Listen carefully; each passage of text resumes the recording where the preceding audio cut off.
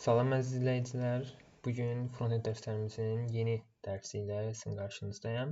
Bugün mövzumuz webin onurğası, HTML linklərinin tam bələdçisi, Anchor və linklər haqqında olacaq. Dərsə keçməmişdən əvvəl, əgər həmin bu dərsi bəyənsəz, videoya like atmağı, kanala abunə olmağı və bundan sonraki dərslərdən də xəbərdar olmaqdan ötəri bildirimləri açmağı unutmayın. İndi isə keçək dərsimizə. Bu ankorlar barəsində ilk dərsdə danışmışdıq. Bu dərs tam əhatəlikdə danışmağa çalışacağam.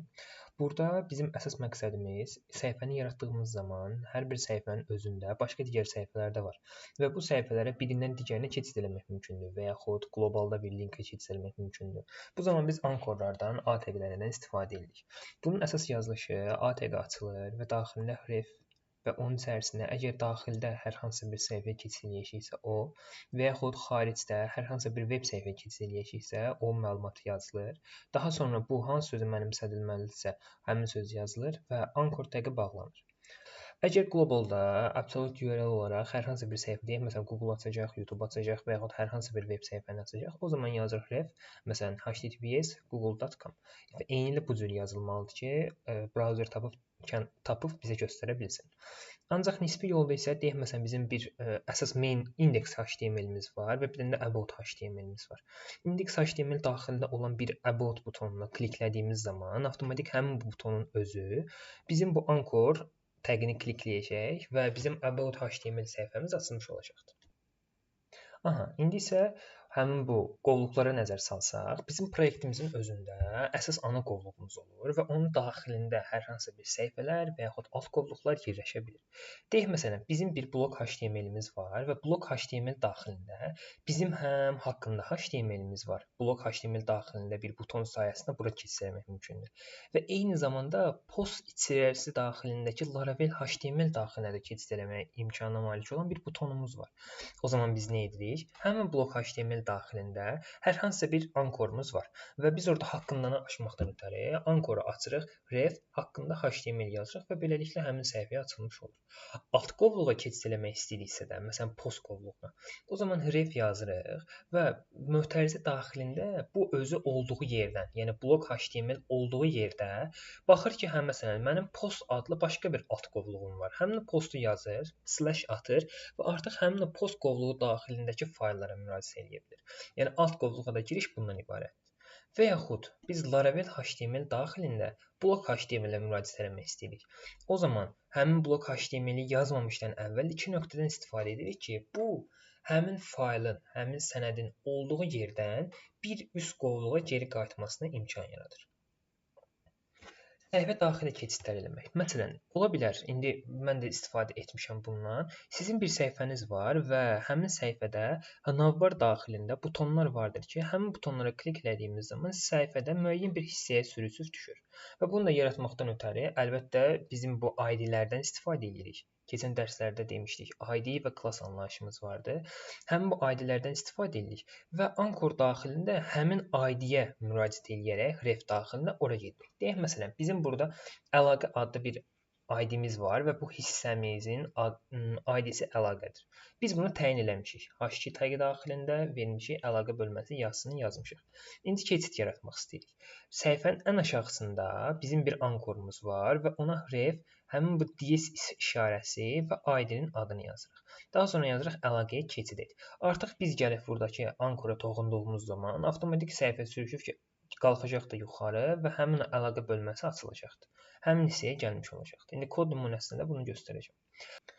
Linklərin açılması. Href daxilində bizim linklər ola bilər ki, biz bastığımız zaman bizim öz səhifəmiz daxilində açılsın. Yeni pəncərə olaraq da açılsın. Bu zaman target self və target blankdan istifadə edirik.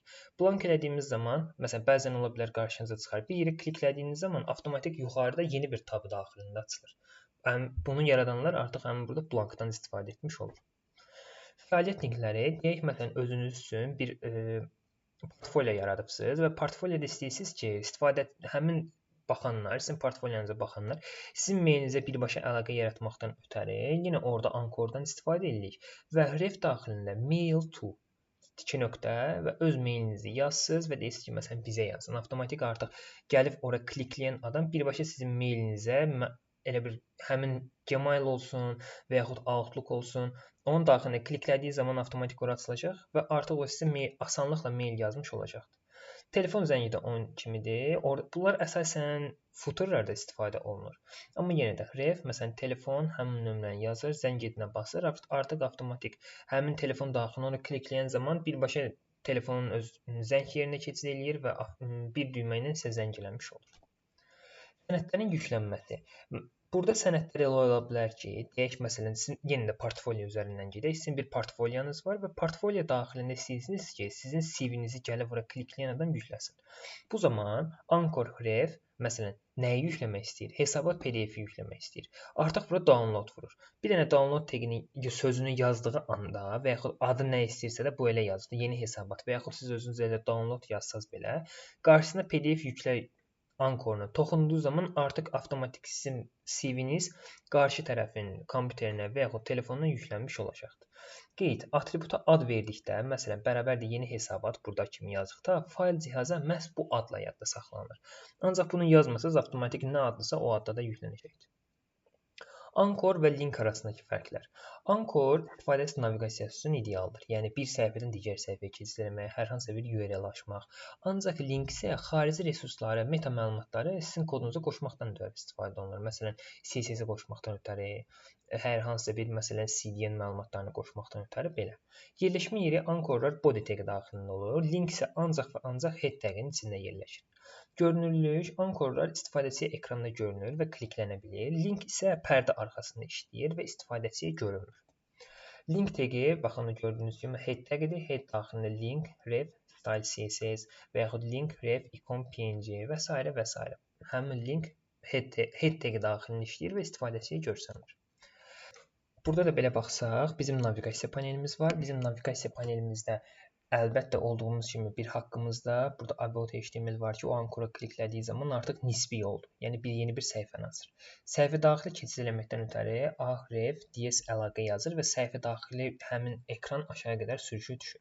Və bir də mütləq URL vardır ki, bu da məsələn bizim GitHub profilimizi açmaqdan ötürü istifadə olunur. github.com target blank yazılır və bu da artıq yeni səhifədə açılmış olur. Nəticə olaraq bütün öyrəndiyimiz elementlər bir yerdə. Semantik tag, mütləq nisbi yollar, daxili naviqasiya və təhlükəsizlik atributları vahid bir strukturda gördüyünüz kimi bu kodda cəmləşmişdir. Kod nümunələrinə keçək. Gələk bizim həmişəki index.html-imiz daxilində basıq. İndi bunu Open with Live server eləyək görə işləyir. Bəli, işləyir. Ekranı ikiyə bilək ki, rahat işləyə bilək. Bunu bağlayayım. Və salam.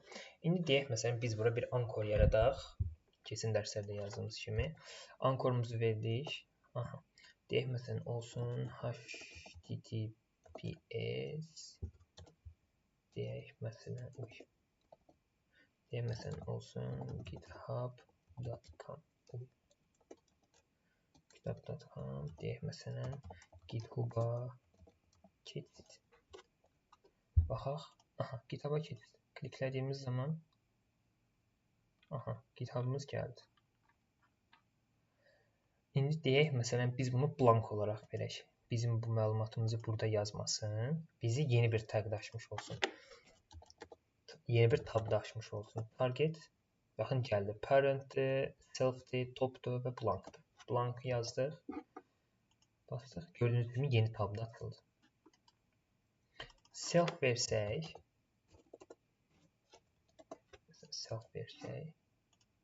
Yine də bu öz daxilində eləyir. Bunun fərqi yoxdur. Bizdə əsas olan blankdır. Yəni əsasən bütün hər yerdə bundan istifadə olunur. İndi isə keçək, deyək məsələn dediyik, bir səhifə daxilində fərqli bir yerlər ola bilər. Deyək məsələn biz bura yeni bir fayl əlavə eləyək. Bunun adı olsun about.html. Bunu yazdıq. Bura məsələn belə bir şey yazaq. Paragraf tagi. Bunun daxilinə yazaq. Lorem 100. Lorem 100. Bu qədər bizim məlumatımız çıxdı. İndi baxaq görək bu işləyirmi? Bu var. Bu əla. Bunun adını dəyişin. About olsun ki bilək. About. Bu işləyir. İndi isə belə eləyək. Burada bizim bu var.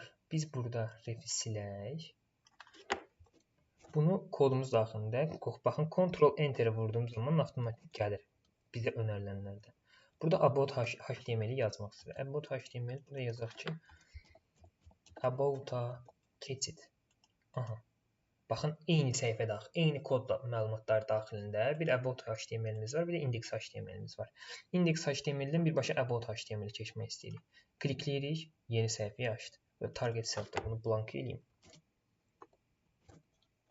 Aha. Klikləyirik. O.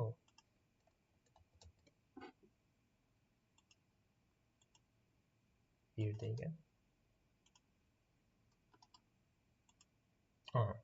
Yeni blank daxilində yeni bir tab olaraq açdı bizim məlumatlarımızı. Bu bizim daxili linkimizdir. Yeni tab olaraq da bu cür aça bildik və mailə gələk. Məsələn, A target deyək, about HTML, bu about silək. Artıq bizə lazım deyil. Bunu deyək, məsələn, indi belə. A ref daxilində deyək, indi bizim mailimizdir. Mail to deyək, məsələn, hello@gmail.com yazaq, məsələn, send mail.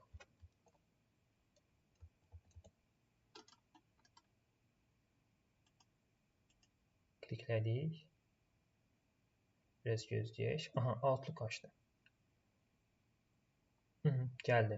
hello@gmail.com, ona artıq mən məlumat göndərə bilirəm. Deməli, mail tool'umuzu bu cür işləyir.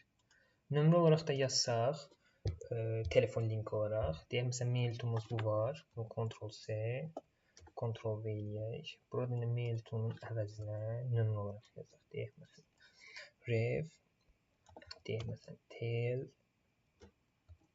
2 nöqtə, nömrə yazaq, deyək, 994 55 123 45 67 deyək belə. Send mail yox, da yazaq ki, call. Bunu silək, bizi qarışıqlıq yaratmasın. Call. Klikləyirik.